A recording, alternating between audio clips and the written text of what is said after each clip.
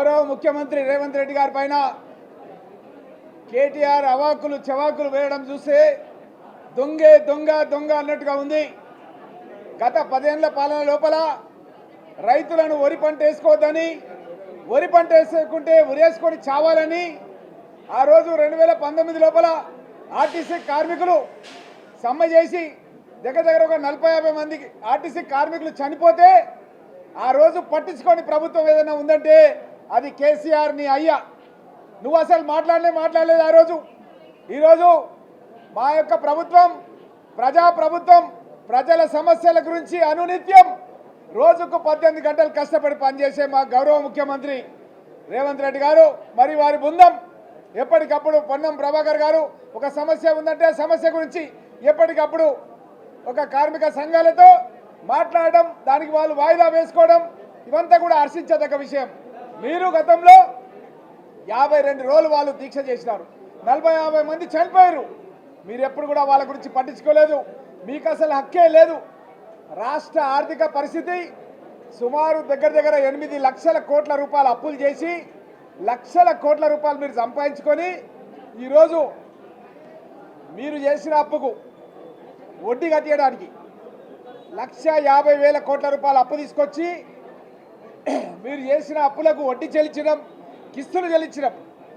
అయినా సరే ప్రజలకు ఇచ్చినటువంటి మాటలకు, ప్రజలకు ఇచ్చినటువంటి మేము హామీలకు ఎక్కడ కూడా మేము వెనుకలకు పోతలేం.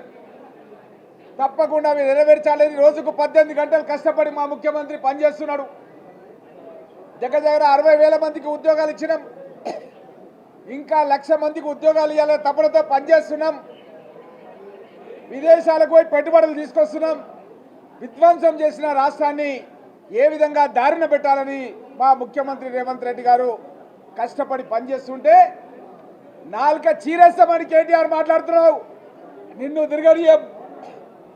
నువ్వు ఎక్కడ పోయినా మా కాంగ్రెస్ పార్టీ కార్యకర్తలు వెంటాడితే దానికి నువ్వే బాధ్యత వహించాలి. మా ముఖ్యమంత్రిని నాలుక చీరిస్తాను మాట్లాడతావు. నువ్వు యానన్నా తిరిగితే మా కార్యకర్తలు నిన్ను వెంబడిస్తే దానికి మా పార్టీకి సంబంధం లేదు, మా నాయకత్వానికి సంబంధం లేదు. నీకు ఖచ్చితంగా బెదిరిస్తున్నాం. భయపడేది లేదు. మా ముఖ్యమంత్రి పని నువ్వు మాట అండవు. నీ మూతి వలగొడతారు. మా కార్యకర్తలు ఎక్కడికక్కడ ఆవేశంగా ఉన్నారు. నిన్ను చూస్తున్నారు, ఏడగనబడతావని చూస్తున్నారు. ఏడగంగా నిన్ను ఎంబడి పడి పిచ్చికు కన్నట్టు కొడితే కూడా కాంగ్రెస్ పార్టీ బాధ్యత వహించదు. మా గౌరవ ముఖ్యమంత్రి రేవంత్ రెడ్డి గారిని నాలుక జీరిస్తానే మాట అంటావా? ఎంత ధైర్యం నీకు? మీ అయ్యా నువ్వు దోచుకున్నా సరిపోదా రాష్ట్రాన్ని? మీరు చేసిన పని ఏంది? రైతులను వరి పంట వేస్తుంటే వరి పంట వేసుకోవద్దని మాట్లాడారు మీరు. నిరుద్యోగులకు ఉద్యోగాలు ఇవ్వలేదు మీరు. జోనల్ వ్యవస్థ తీసుకొచ్చి విధ్వంసం సృష్టించారు గతం లోపల. మీరు చేసిన పనులు తెలంగాణ రాష్ట్రంలో ఉన్నటువంటి విద్యార్థులు, ఉద్యోగస్తులు, రైతులు ఇవన్నీ కూడా చూసే మీకు వాత పెట్టి కాంగ్రెస్ పార్టీని అధికారంలోకి తీసుకొచ్చారు.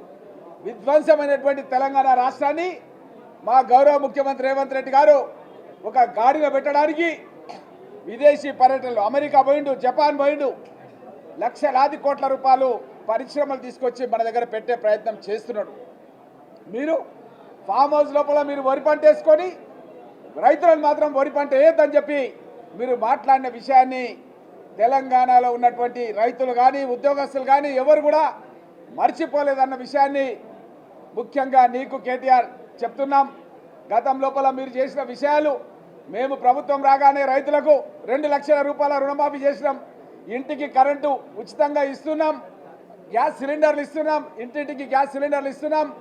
ఇది కాకుండా రైతు భరోసా గతంలో వేసినాం, ఇప్పుడు కూడా రైతు భరోసా వేస్తున్నాం. ఇదే కాకుండా ఇందిరమ్మ ఆత్మీయ భరోసా అని భూమి లేని నిరుపేదకులకు, కూలీలకు కూడా ఇందిరమ్మ ఆత్మీయ భరోసా వేస్తున్నాం. ఇవే కాకుండా 3,500 ఇండ్లు ప్రతి నియోజకవర్గంలో కట్టిస్తున్నాం గత సంవత్సరం. ఇప్పుడు ఈ సంవత్సరం కూడా 3,500 అంటే 7,000 ఇండ్లు ప్రతి నియోజకవర్గంలో కట్టిస్తున్నాం.